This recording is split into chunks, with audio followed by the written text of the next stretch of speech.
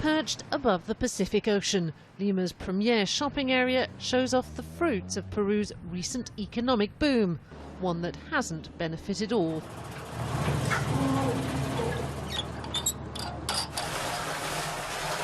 With no running water in this shantytown, residents wait for deliveries. What's in this tank is more precious than gold, to Lydia Sevillano. We have to save money any way we can, she tells me. Even when we have to take food from my children, because we can't live without water.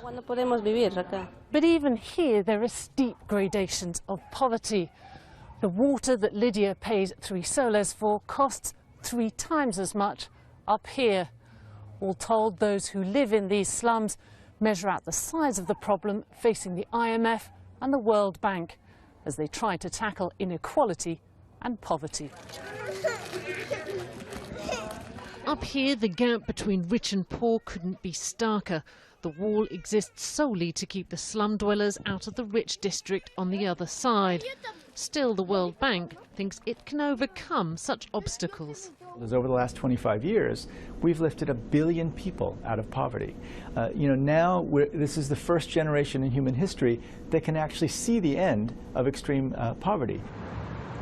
Here in Lima, the IMF will remind the world's financial leaders that too much wealth in the hands of too few hurts growth. Countries with more inequality perform more poorly. Slower growth, more instability. Some people on the left have been talking about these ideas for a long time, but when the IMF says it, it gives it more credibility. And with Peru's boom beginning to fade while its inequality remains as savage as ever, it's a message that will be all too clear at this year's meeting.